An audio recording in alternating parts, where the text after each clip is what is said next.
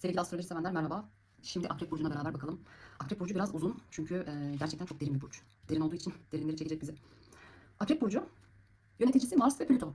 Niteliği sabit. Elementi su. Soğuk ve nemli bir mizaç. Enerji yönü dişil. Tavrı içe dönük. Subjektif. Yönelimi derine inmek. Nüfuz etmek. İçine işlemek yani. Dönüştürmek ve yüzleşmek. Akrep Burcu'nu burcun doğası gereği iki gezegen yönetir. Biri Plüto, yıkım, ölüm, eskiyi yok etme ile görevlidir. Eskiden eser bırakmaz. Diğeri Mars, yeniden başlatma, var etmeyi ateşleme, doğum ile ilgilidir. Zaten Mars'ı birinci ev Koç'tan biliyoruz, başlatma enerjisi vardır. İşte Akrep'in de yeniden doğumlarını başlatan Mars'tır. Akrep enerjisinde sürekli bir yıkım ve yapılanma, ölme ve yeniden doğma, bitme ve yeniden başlama durumları vardır. Ve Akrep su elementinde ve sabit yapıdadır. Bu ona suyun sürekli akarak maddeyi temizlemesi, hatta kalıcı şekil vermesi gibi ruhun da fazlalıklarını temizleme ve yeniden şekil verme etkisi verir. Yani şimdi çeşmeyi açıyoruz, sabit bir şekilde su akıyor. Sabitlik ve su. İşte bu Akrep'in özelliği. Sürekli suyun aktığı yerde taş bile nasıl orada eriyor değil mi? Şekil alıyor. Böyle travertenler oluşuyor falan. Veya şunu da düşünebiliriz. Hani biz elimizi yıkıyoruz, temizliyoruz ama elimizde ne var? Kir var. Dolayısıyla Akrep hep böyle kirli işlerle muhatap. Onları temizlemek için gelmiş, dünyaya gelmiş gerçekten. Müthiş bir etki. Yine Akrep'i anlatırken Akrep kişilerini anlatmıyorum. Akrep enerjisini anlatıyorum. Akrep burcu enerjisi dünyada nasıldır ve bizim üzerimize haritalarımıza düştüğünde bize nasıl etki verir? O ayrı bir konu ama önce Akrep'in kendisi doğası nedir? Bunu şey yapıyoruz. Yani burada kişisel olarak algılamayalım ilk başta söylediğim şeyleri. Ayrıca doğasında su elementi olduğu için derine sızma, suyun elektriği ilettiği gibi sezgiyle bilgiye ulaşma etkisi de vermektedir. Sezgileri çok kuvvetli. O bilgilere nasıl ulaşıyor? Suyun böyle sızarak bir şeyler iletmesi gibi oradan bütün bilgiyi alıyor yani sezgisine.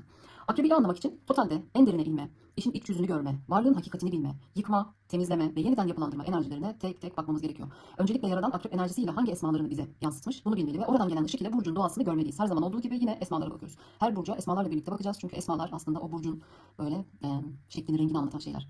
Ölüm dönüşüm. El mumit, eski benliği öldürür. Yeniden doğuş, el bais, ruhsal dirilişi anlatır. Derinlik ve gizem, el batın, gizli olanı idrak, gizli olanı bilmek. Güç ve arınma, el kahhar, nefsi terbiye eder.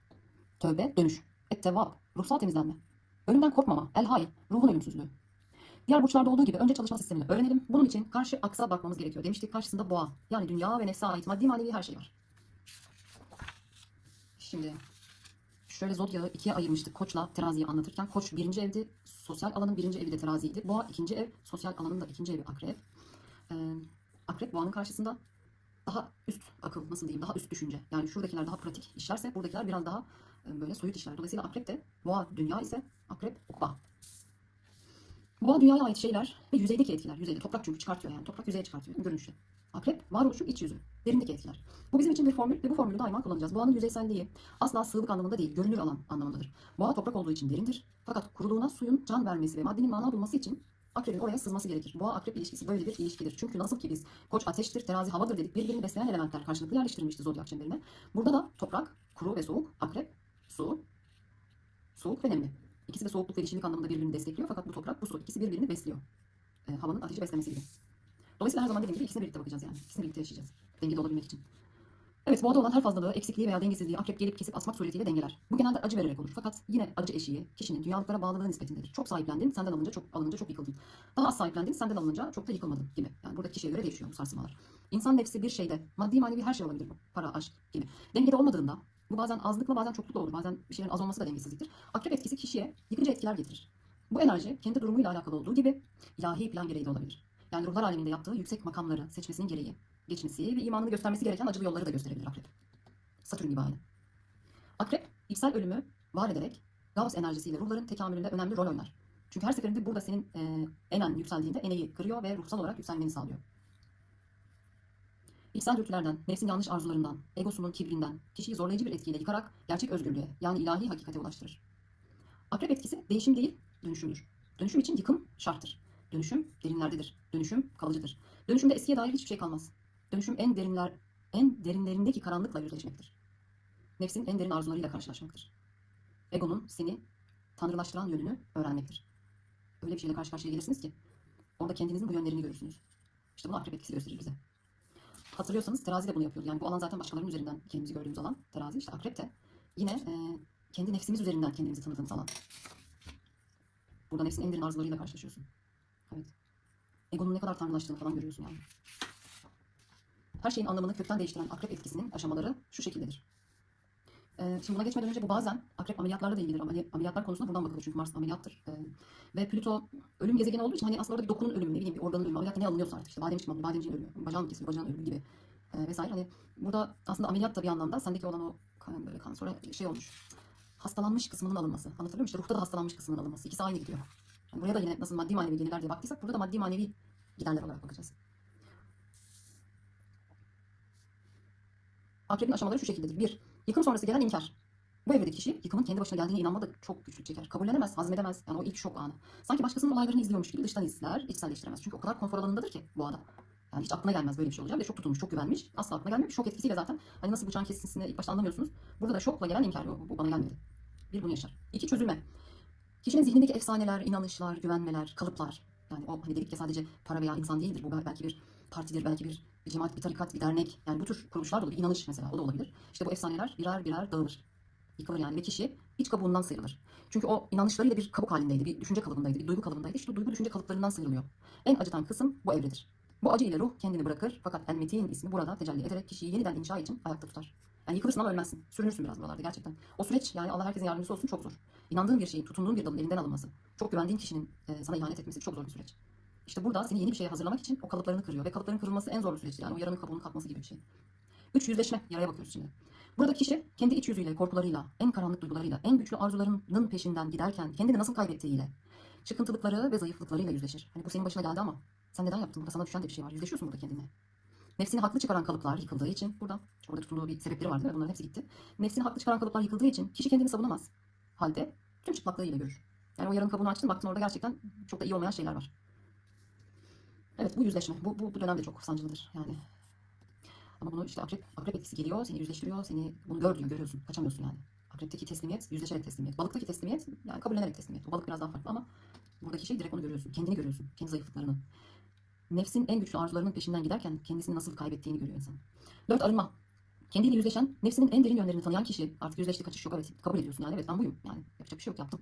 Eski alışkanlıklarını, kör tutkularını, bağımlılıklarını bırakır. Mecburen bırakıyorsun zaten onlar seni bıraktı. Eğer onlar seni bırakmasaydı zaten senin bırakacağın yoktu. Onlar seni bırakınca sen de mecburen bu bağımlılıkları bırakıyorsun. İşte burada seni özgürleştiren yan burası ama tabii acı vererek oluyor. Nefsin bağlarından kurtulma neticesinde kişi eski halinden iz bırakmayacak şekilde özbenliğine dönüşünü gerçekleştirir. Özbenliğine. Çünkü onlar bir kalıptı bir şekilde. Şimdi özbenlik ortaya çıkıyor. Hani deriz ya ben böyle değildim yaşarken oldu ya da hani eski ben şimdiki ben. İşte o süreçleri yaşatan şeylerdir akrep. O süreçlerin adıdır yani olgusudur akrep. 5. Diriliş. Tabii bu kadar yüzleştin acı çektin böyle kalmıyorsun. İçsel karanlık açığa çıkartılarak aşılmış. Nefsin zincirlerinden kurtulunmuş. Çünkü nefsin isteklerini yapıyordun. Baktın gördün onlar sana bir şey getirmiyor. Onlardan kurtulun. Ruhun hakikat bilgisine ulaşılmıştır. Ruh senden ne istiyor? Biraz onu duymaya başladın. Çünkü boğa nefsinin istediklerini senden isterken akrep ruhunun istediklerini sana getiriyordu. Sen nefsin istediklerini fazla yaşadığında ruhun sesi azalıyordu yani boğayı işlerken anlatmıştık. Dolayısıyla boğanın etkisi gittiğinde artık ruhunun etkisini duymaya başlıyorsun. Ruh ile temasa geçmiş nefis tatminliğe erer ve kendi üzerine aldığı her şeyi nimet veya yük, nimet de olabilir, bu yük de olabilir, yaratıcıya verir. Yani nimet mesela evlat bir nimettir. Tamam ondan bir ayrılık suretiyle senden alındı. Bunu yaratıcıya veriyorsun. Diyorsun ki o nimet bana ait değildi, bana emanetti. Bir yük aldım mesela üzerine. Her şeyi ben yapıyorum, kariyer sahibiyim, benden başkası işte yönetici olamaz vesaire. Oradan bir düştün. Yani senin bütün o ne derler titrin, o bütün işte etiketlerin alındı senden. Bu bir yüktü. Onu yaratıcıya veriyorsun. Diyorsun ki hayır ya orada ben olmasam başkası yapacak. Benim vazifem bitmiş orada. Bunları yaratıcıya verir. Gerçek sahibine verilmiş olan hakikatler kişinin ruhunda, nefsinde, kalbinde ve bedeninde gerçek bir özgürlük, iç huzur, sağlık ve tatminlik hissi yaşatır. Şimdi akrebi kötüleyebilir miyiz ya? Ne kadar güzel bir şey sonuç. Ama çok zorlu alanlardan geçiyor yani. Buralarda yaşamak gerçekten zor ama işte burayı yaşatan da yine kendi nefsiniz. Bilmemezlikten, cahillikten yaşıyoruz bazen. Hepimiz için geçerli. Ya Hadi, doğru yola ileten yüce yaratıcı ismiyle küllerinden doğan ruh bu evreleri yalnızlıkta yaşar. Burası da çok önemli. Dış sese değil, iç sese ulaşması için, iç sesini dinlemesi, kendiyle yüzleşmesi, o nefsini tartması için yalnızlıkta yaşar bu olayları. Bu dışlanmışlık gibi görünür. Ya bir iflas ettin ya da bir nasıl derler ihanete uğradın. Orada bir içe çekilirsin yani ve sen dışlanmış gibi, kaybetmiş gibi hissedersin. Ve kaybedersin de gerçekten. Fakat bu ilahi planın bir parçasıdır. Bu dışlanmışlıklar gereklidir yani. O an sana ne kadar negatif gibi gözükse de aslında bir lütuftur. İlahi planın bir parçasıdır. Çünkü ruhlar kalabalıkta değil, yalnızlıkta eğitilir. Tekamül toplulukla değil, kişisel giden bir yolculuktur. Herkesin astroloji haritası farklıdır. Bunu ilerleyen zamanlarda göreceğiz demişiz. Yani işte akrep etkileri nerelerde haritalarda? O da kişiye göre bakılır. En derin cevaplar, en rahatsız edici soruların ardındadır. En derin cevaplar. Ve akrep bu soruları sormaktan çekinmez. Çünkü o hiçbir zaman gözüken yüzey ile ilgilenmez. Yüzeyde olan neydi? Boğaydı yani. Bunu sığlık olarak görmüyoruz. Boğa toprakla derindir ama yüzeydedir. Görünür alandadır yani. Şekil alanındadır. Akrep şekille, görünenle asla ilgilenmez.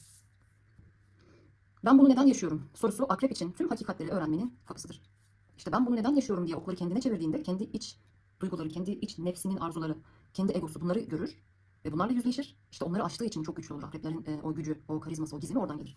Kendi karanlığıyla yüzleşen akrep başkalarının gölgesinden korkmaz. Karanlıktan geçmiş bir ruhun ışığı başkalarına da yol gösterici olur. Artık öyle bir öncü bir lider olursun. Akrebin şifası da buradan gelir. Fakat tıpkı akrep zehrinin dozajı gibi akrebin içinde bulunan enerjinin olumsuz kullanımı öldürücü etkili olabilir. Bu sebepten akrebin gölge yanlarında bilmemiz gerekir. Her burçta olduğu gibi esmalardan uzaklaştığında, yaradandan geldiğini bilmediğinde e, bunun da negatif tarafları var. Çünkü görünüşte çok güzel bir etki. Kişiyi arındıran, temizleyen. Akrebin gölge yanlarında ilk sırada kontrol etme ve takıntı geliyor. Psikolojik olarak güvenliği sağlamak için her şeyi bilme ve kontrol etme ihtiyacı. Kaybetme korkusu, takıntılı düşünceler ve aşırı analizi beraberinde getiriyor ve sonuç ilişkilerde baskı, zihinsel yorgunluk. Tasavvufi açıdan her şeyi ben yöneteyim duygusu, gizli kibir ve nefsin hırsına sebep oluyor. Teslimiyetten uzaklaşma ve gönül aynasının perdelenmesi, sonuç hakikat akışının zayıflaması, hep kontrolle alakalı. İki, kıskançlık, sahiplenme, güvensizlik. Şüphecilik hep var ya akrepte. O güvensizlik doğuruyor. Duygusal bağ güçlendikçe kaybetme korkusu artar. Çünkü su grupları çok güzel bağ kurarlar. Benim olan bende kalsın iç sesi. Yine sabitlikten gelen, aynı boğa gibi sabitlikten gelen bir onu e, koruma, sahiplenme var. Sonuç kıskançlık, ilişkide daralma, duygusal gerginlik. Tasavvufi açıdan kıskançlık, nefsin benliğime dokunma direnci. Sahiplenme, Allah'ın takdirine tam teslim olamama. Sonuç, gönülde huzurun azalması. 3. Şüphe, vesvese ve derin kuruntu. Psikolojik olarak sezgisel güç gölgede paranoya benzeri kuşkuya dönüşebilir ki bu sezgisel güç aslında hani bu şüphecilik bir şeylerin ipucunu çözme, soruların üzerine gitme anlamında çok işe yarayan bir şeyken bunun dozajını kaçırdığında bir paranoyaya, bir kuşku, bir yorgunluğa, sürekli en kötü ihtimali düşünmeye, güven ilişkilerinin zor kurulmasına da sebep olabiliyor. Bu yüzden yine bunlara dikkat, yani buradaki dengeyi, dozajı ayarlamak lazım. Tasavvufi açıdan vesvese, nefsin fısıltısı, vesvese vehim yapıyor. Kuruntular hakikat gibi algılanabilir. Sonuç gönlün sükunetini kaybetmesi. Suizan önemli. 4. Sessiz öfke, kin ve intikam arzusu. Bu da çok önemli. Akrepte bu yoğun olabiliyor. Öfke dışa değil içe atılır, birikir, patlayıcı hale gelir. Çünkü nasıldı bu? Dişildi ve içe dönüktü değil mi enerjisi? Aynı boğa gibi. Boğanın su grubu bu. Bunlar ikisi de dişi ve iç yönünde. Dolayısıyla yine aynı benzer bir duyguların içte patlayabilir hale gelecek kadar birikme durumu var. Adaleti kendi sağlama isteği. Sonuç yani adalet kendi sağlayan, yani burada akışa güvenmiyor. Ben bir şeyler yapmalıyım diyor. Sonuç yine kontrolcülük. Sonuç yıpranma, ilişkilerde kırılma. Tasavvufi açıdan kin, gönül aynasının kararması demektir. İntikam, nefsin beslenmesi, affın zorlaşması demektir. Ki af çok önemli. Sonuç manevi yolculuğun ağırlaşması, zorlaşması. 5. Manipülasyon ve imalı dil. Psikolojik açıdan stratejik zeka gölgede manipülatif kullanıma dönüşebilir. Akrep etkisinde çok fazla strateji vardır. Çünkü akrep de toprağın böyle dibinden gider. Sessiz, sakin. Toprağın dibinden gider ve hop avını çok güzel yakalar, bekler, sabırlıdır. Aynı enerji tabii akrep burcunda da var. Dolayısıyla bu zeka manipülatif. Yani onu karşı taraf anlamadan onu öyle güzel manipüle edersin ki. İşte bunlara dikkat etmesi gerekiyor. Gölge tarafı. Sessizlikle yönetme, geri çekilme ve imalar. Sonuç güç savaşları, sessiz güç savaşları. Tasavvufi açıdan İç niyet başka, dış davranış başka olursa riyaya yaklaşabilir. Gizli yönlendirme, nefsin ince oyunları, sonuç hakikate perde düşmesi. Yani biraz daha açık olabilir. Aşırı gizlilik ve kapalı olma. Psikolojik açıdan. Zayıf yönleri saklamak için ketumluk. Evet bu kesinlikle zayıf gözükmemek için. Yani o kontrolü ve gücü kaybetmemek adına aslında o ketumlukları, o saklamaları. Kendini açmakta zorlanma, sonuç duygusal yalnızlık. Tasavvufi açıdan. Kimse zaafımı bilmesin, nefsin korunma refleksi, fazla gizlilik kalbin şeffafiyetini azaltır, sonuç manevi iletişimin zayıflaması. Yani biraz daha böyle hani kusurlu olabiliriz yani yapacak bir şey yok. Kusurlu olabiliriz, akışlı olabiliriz, her zaman kontrol edemeyebiliriz. 7. Kriz çekimi, dram, karanlık derinlik. Psikolojik açıdan. Yoğun duygular olmadan yaşayamıyorum hissi. Kriz yaratma veya krize çekilme. İşte bu enerji olduğu için sürekli bu tür konuların içerisinde bulur kendini. Sonuç ruhsal yorgunluk. Tasavvufi açıdan nefsin karanlık tarafında kalmak. Nefsin karanlık tarafında kalmak. Kendini tüketen hal. İmtihanı büyütme, teslimiyet yerine direnç. Yani bunların imtihan olduğunu, artık bir şeyleri affetmesi gerektiğini falan öğrenmesi gerekiyor. Ki bu krizlerden artık çıksın yani. Boğaya geçsin. Bak, bunun da boğaya ihtiyacı var. Boğada nasıl nefis vardı, dünya vardı, zevkler vardı, eğlence vardı, bolluk bereket vardı, tensel hazlar, beş duyu hazzı vardı. Burada da o kadar çok kriz kaos var ki. Yani bunun da öğrenmesi gereken şey boğa. Manevi ferahlığın azalması. 8. Aşırı derinlik ve karamsarlık. Her şeyin derininin dibinde irdeleme. Bu tabii içsel bunalım getiriyor. Çünkü zaten yani enerjiler sonsuz olduğu için o sonsuzluk içerisinde bir kaybolma. Duyguları bastırma, depresif dalgalanmalar. Sonuç iç dünyada yoğun karanlık. Tasavvuf açısından derinlik cezbiyken gölgede, karanlık derinlikte kaybolma. Derinlik cezbiyken gölgede, karanlık derinlikte kaybolma. Yani karanlık derinliğinde. Ağır duyguları hakikat zannetme yanılgısı. Sonuç manevi ilerlemenin tıkanması. Çok ağır duyguları hakikat zannediyorsun. Yani burada biraz ayrıştırması lazım. Hani derinlikle karanlığı ayırt etmesi lazım. Karanlıkta mıyım? Derinlikte miyim? Derinlik güzeldir, karanlık negatifidir yani. 9. Hırsın gölgede karanlıklaşması. Yine aynı şey geldi. Akrebin yoğun tutkusu gölgede aşırı hırsa, istediğini elde etmek için kendini ve çevresini zorlamaya dönüştürebilir. Kontrol ihtiyacı hedeflere bağlanınca ya olacak baskısı oluşur. Sonuç tükenme, aşırı yüklenme, güç savaşlarına girme. Yerine göre kullanırsa güzel ama yerine göre kullanılmazsa da yani sen her şey değilsin ya. Tasavvufi açıdan hırs, nefsin en ince ama en etkili tuzaklarından biri kabul edilir. Daha çok güç, daha çok hakimiyet, daha çok doğruluk iddiası nefsin gizli kibridir. Bazen bunu böyle şeytan sağdan yaklaşarak işte en güçlü sen olursan işte daha çok hizmet edersin. En çok sen para kazanırsan daha çok hayır yaparsın tarzında böyle hırslara da çekebiliyor insanı. Sonuç rızadan uzaklaşma, teslimiyetin azalması, gönül kararması. 10. Nefsi terbiye ederken aşırılığa düşme. Bu da çok önemli. Bu da çok önemli. Psikolojik açıdan. Akrep kendine karşı çok sert olabilir. Öz disiplin gölgede öz cezalandırmaya dönüşebilir. Duygularını bastırmak için aşırı kontrol, aşırı sertlik, kendini zorlamak. Bunlar görülebilir. Yani bu da yine işin karanlık tarafı, derinlik tarafı değil. Karanlık ve derinliği ayırt etmemiz lazım. Sonuç, içte baskı birikir, duygusal patlamalara veya tükenmişliğe yol açar. Çünkü sen aslında bir anlamda da insansın. Burası dünya ve ukvada değilsin. Dolayısıyla boğanın etkilerini de yaşamak zorundasın. Bu kadar kendine manevi anlamda yüklenmek, terbiye etmek, işte bütün karanlıkları bilmek, orayla yüzleşmek, karanlıklarda kaybolmak falan, dünyayı ayağından eteğini çekmek, elini eteğini çekmek, ayağını dünyaya basmamak. Bunlar da istenen şeyler değil. Allah Teala dünyayı ve nefsi de istiyor ki yaratmış. Bunları da hayatına sokacaksın. Sadece bunları helal dairede kullanacaksın. Burası da çok kritik bir nokta bence. Nefsi terbiye ederken aşırılığa düşme. Tasavvufi açıdan, tasavvufta nefisle mücadele şefkatle yapılır. Şefkatle yapılır. Aşırı sertlik başka bir kibir biçimi sayılır. Bir de şöyle oluyor. Ben yapıyorsam o da yapacak. Yani karşı tarafı da bu sefer böyle anlamamaya, karşı tarafa karşı bir radikalleşmeye, sertliğe dönüşüyor iş. Akrep gölgede nefsimi kırayım derken bu kez nefsin karanlık tarafı güç kazanır. Yine karanlık. Bakın karanlık ve derinlik. İkisi benzer ama değil. Karanlık negatiftir, istenmeyendir. Derinlik pozitiftir, istenendir. Karanlıkta kaybolma var. Derinlikte bir şeyleri daha çok anlama var. Aşırı zorlama, ben kendi nefsimi terbiye ederim iddiasına dönüşebilir. Sonuç manevi ilerleme yavaşlar, gönül yorulur, kalp ferahlığı da azalır. Allah Teala'nın istemediği bir şey. Şimdi akrebin, bunların hepsi tabii bir sınav, yönetmesi gereken durumlar. En zor sınavı, en zor yönetmesi gereken durumu affetmek. Su elementi hafızayla ilgilidir. Mesela su elementindeki diğer burçlar da mesela yengeç, balık, akrep hepsi çok hafıza, hatıralar, anılar hepsi bunlarda çok fazla vardır. Hafızayla ilgili olduğu için geçmişin ve geleceğin bilgisine ulaşmak bu elementiyle olur, sezgilerle. Akrep öfkenin, zehrinin ilk olarak kendine zarar verdiğini, öfkenin zehrinin ilk olarak kendine zarar verdiğini ve affetmenin başkasına değil, kendisine yapılmış bir iyilik olduğunu bildiği an önce kendini affeder. Yani buradaki suyun hafızayla ilgili olması unutamıyor. Kendisine yapılan şeyleri unutamıyor, biriktiriyor. Fakat buradaki birikim işte bir zehre dönüşüyor. Akrepte de zehir var ya, akrep zehri mesela şifada kullanılır ama dozajına göre. Fazla verirsen öldürür, az verirsen o akrep zehrinden çok güzel şifalanıyorsun. Gerçek anlamda yani. Önce kendini affeder. Yüzleştiği tüm karanlık yönlerini affettiğinde gerçek bir ruhsal yükseliş yaşar. O ağırlıklarını bırakıyor yani. Zaten akrebin mottosu bırak onudur. Kendini affeden akrep başkalarının suçlamalarından etkilenmez. Dolayısıyla onun gücünü falan kaybettirmez yani. Başkalarının onayını alma düşüncesinden kurtulur. Önce yalnızlaştıran akrep, sonra özgür ve güçlü olarak bir üst versiyonda tekrar kaldığı yerden devam ettirir. Önce yalnızlaştırmıştı, bir kriz, kaos getirmişti kişinin hayatına hatırlıyorsak. Ama şimdi ne yaptı? Özgür ve güçlü bıraktı. Artık kaldığı yerden devam ediyorsun. Fazlalıklarını aldı yani. Bir ameliyat gibi düşün işte. Sağlıklı olup çıkıyorsun ameliyattan ama ameliyatta da tabii kesiliyorsun. Narkoz, dikiş iğnesi, yaralar, acılar, ilaçlar. Kolay süreç değil yani. Manevi alanda da aynı şekilde. Bu devam edişte içsel bir güç, sağlam bir duruş, yoğun bir etkileyicilik, susarak çok şey anlatan bir yapı verir. Öyle güzel tecrübelenmiştir ki yani onun konuşmasına gerek yok. Haliyle konuşur. Başkasını yönetmeden önce kendi gölgesini yönetebilen gerçek bir lidere dönüşür. İşte o zaman duruşu, bakışı yeter. Kendi karanlığının içinden geçip affeden akrep başkasını kınamaz. Kınayamaz yani. Şurada dedik ya ben yapıyorsam o da yapacak. Bu kadar hırs şey. Bunları bıraktığında, pozitife döndüğünde bunları bıraktığında diyecek ki ya benim de var karanlık yönlerim. Benim de nefsimin fazlalıkları, aşırılıkları var. Ki nefis her zaman böyle negatif şeyde aşırılık yapmaz. Pozitifte de çok aşırılık yapar. En iyi ben olacağım. En çok ibadet eden ben olacağım yani. Bunlar da nefsin aşırılıklarıdır. Burada da bir kibir var yani. Nefsin şeytanın sağdan yanaşması bunlarda. Dolayısıyla sen kendini çok iyi olup çok ibadetli, çok işte istikrarlı olunca karşı tarafı hor ve hakir görüyorsun. Ama kendinin bu yönüyle yüzleştiğinde o zaman ne oluyor? Karşı tarafı da affeder bir hale, kınamaz bir hale dönüşüyorsun. Sevdiği kişiyi karanlıklarıyla birlikte sever. Yüzeysel değil, derin ve tutkulu. Böyle en ufak bir hatadan şey olmaz, gitmez. Yani o yüzden akrebin sadakati çok iyi. Yani nasıl derler, çok uzun solukludur. Ve kendi karanlığını da paylaştığı kişilerle gerçek bağ kurar. Akrep birini sevdiğinde onunla ölmeye de hazırdır. Bu teslimiyet onu kontrolcü ve şüpheci de yapabilir. Sahip olmayı değil akışa güvenmeyi, sevdiğini olduğu gibi kabullenip özgürlüğüne saygı duymayı öğrendiğinde hem akrep hem de karşısındaki enerji dönüşmeye başlar. Dönüşür. Demlenir yani tabiri caizse. Artık o eski çiğlik, o eski sığlık kalmaz. Derin, böyle çok güzel bir insan, demlenmiş, derin bir insan olursun. Aksi halde sevgi tutkuya, tutku takıntıya, takıntı ruhta zindana dönüşür. Bir diğer imtihanı da bırak onudur. Akrebin mottosu bırak onu. Bırak.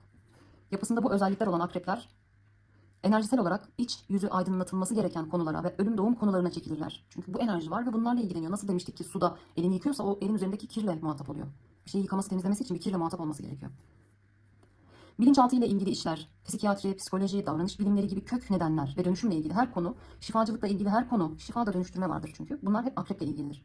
Ameliyatlar, Mars olduğu için Mars'tan dolayı orada da bir dönüşüm var, bir şifalanma var. Ameliyatlar, bitkisel, enerjisel, frekanssal dönüştürmeye yönelik her şey. Kimyaya dair her şey. Kimya ile ilgili tüm meslekler, laboratuvarlar, eczacılık. Yani o kimyada da böyle. Onu ona katıyorsun, bunu ona katıyorsun. Bambaşka bir şey oluyor falan. Spiritüel alanlar, astroloji, büyüler, dualar, güç ve yönetim alanları, finansal konular. Şimdi 8. evin konularında zaten başkasından gelen gelirler var. Çok güzel parayı yönetirler. Krizi ve böyle spekülatif şeyleri çok güzel yönetirler. O yüzden finans konuları da vardır. Zaten boğa da finansla ilgili olduğu için hani dünya dedik ya, dünya, güç. Bunlar hep parayla da alakalı. Burası aynı zamanda para alanıdır. Dolayısıyla buradaki para alanı burada da başkasının para alanı olarak karşımıza çıkar. Ve akrepler başkasının parasını çok güzel yönetirler. Sigorta işleri, nafakalar, burslar, başkalarından gelen kazançlar, buraların yönetimi, gizli anlaşma alanları, adli tıp, böyle zor pis işler, savcılık, dedektiflik, böyle sürekli araştırıyor. Kriminal polis, istihbarat, arkeoloji, gazeteci, ölüm doğum işleri, ebe hemşire, kadın doğum, üroloji, ameliyatlar, cerrahlar, gassallar, mezarcılar ve mafya. Mafyatik işlerin tamamı akreple ilgilidir. Yeraltı konuları. Şimdi akrebin mesleklerine bakalım. Neleri yapabilir, nelerden sıkılır. Akrebin yapabildikleri gizli, görünmeyeni araştırma konusunda doğuştan yeteneklidir. O derinleri sever, görünüşe bakmaz demiştik. Olayların kök nedenine iner, yüzeyselliğine tahammül etmez. Veri analizi, kriz yönetimi, problem çözme alanlarında ustadır. Psikolojik dayanıklılığı yüksektir, kolay yılmaz. Çünkü kolay yılmaması için ona 2 tane gezegen vermişler. Biri Mars, biri Plüto. Akrebin yapamayacakları, zorlanacakları alan. Yüzeysel araştırma gerektiren işlerde tatminsizlik yaşar. Yüzeysel, basit. Onları sevmez. Herkese açık, şeffaf bilgilerin olduğu ortamlarda sıkılır. Acele karar verilmesi gereken alanlarda blokaj yaşayabilir. Çünkü derine inmek ister. Biraz daha bakalım, dur hemen şüphecilik de var, ilerleyemiyor yani. Psikolog, araştırmacı, dedektif, kriminal analist, adli tıp, stratejist, veri analisti, arkeolog. 2. Kriz yönetimi ve zorlu koşullar. Akrebin yapabildikleri travma, kayıp, ölüm, kriz gibi ağır süreçlerde üstün performans gösterir. Yani psikolojik yönü de çok güçlüdür.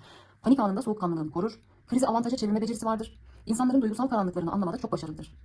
Akrebin yapamayacakları ve zorlanacakları şeyler. Hafif ve günlük tempo gerektiren işlerde sıkılır. Ya onun için biraz laylaylon gelir yani. Aşırı steril, rutin, böyle duygusuz ortamlarda motivasyonu düşer. Sığ duygusal ilişki kurulan iş ortamlarında güvende hissetmez. Kriz terapisti, travma terapisti, acil servis çalışanı, psikiyatrist, cerrah, kriz yöneticisi, afet koordinatörü. Buralar hep akrebin alanıdır. 3. Güç, strateji ve yönetim gerektiren meslekler. Yapabildikleri. Strateji kurar, uzun vadeli plan yapar. Güç, yani bir sonraki hamle hepsini düşünerek bu hamleyi yapar. Güçlü liderlik ve kararlılık sergiler. Kararlı ve güçlü. Kararlılık sabitten geliyor, sabitlikten. Gizli planlamada, rakip analizi ve perde arkası yönetimlerde müthiştir. Krizi kontrol eder ve ekibi toparlar. Akrebin yapamayacakları, zorlanacağı şeyler. Kontrolün tamamen başkasında olduğu işlerde yapamaz.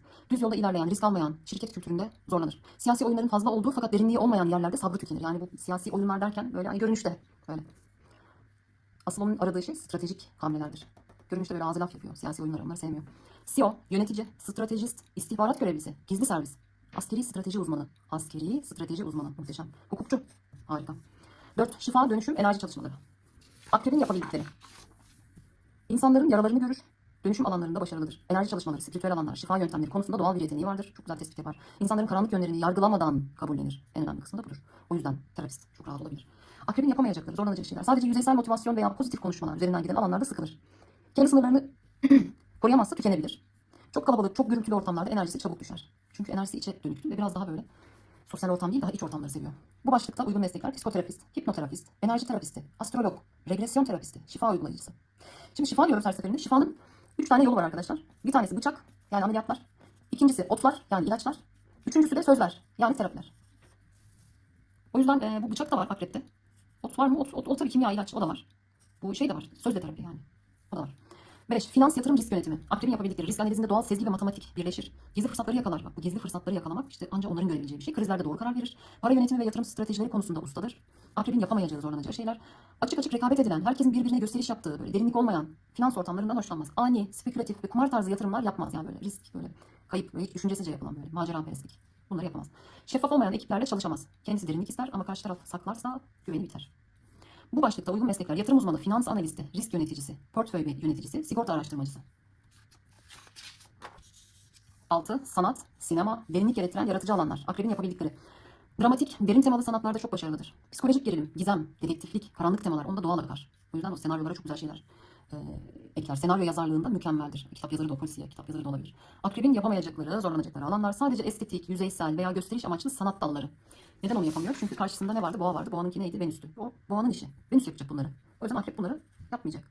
Ne demiştik? Sade, estetik, yüzeysel veya gösteriş amaçlı. Gösteriş amaçlı demeyelim Venüs için ama hani daha yüzeysel, daha böyle estetiğe, görünüşe önem veren şeyleri Venüs yapar, boğa yapar. Ama akrep bunlardan hoşlanmaz. Takım çalışmasının çok fazla olduğu, sürekli iletişim gerektiren kreatif ekipler. Kontrol etmek ister çünkü yani. Kontrol onda olsun ister. Bu başlıkta uygun meslekler: yazar, senarist, film yönetmeni, fotoğrafçı, konsept sanatçısı, kurgu yönetmeni. Özellikle akrep ne yapar, ne yapamaz? Yapabildikleri derin araştırma, kriz yönetimi, strateji ve güç kontrolü, sezgi, analiz birlikteliği, şifa ve dönüşüm çalışmaları, gizli kapalı özel bilgi gerektiren işler. Yapamadıkları yüzeysel işler, hızlı tüketilen rutin işler, çok kalabalık ve gürültülü ortamlar, sürekli pozitiflik zorunluluğu olan alanlar. kontrolün başkasında olduğu yerler. Acele ve yüzeysel karar verme gerektiren işlerde yapamıyor. Çünkü onun enerjisi çok daha güçlü şeyleri halletmek üzere kendilerine verilmiş.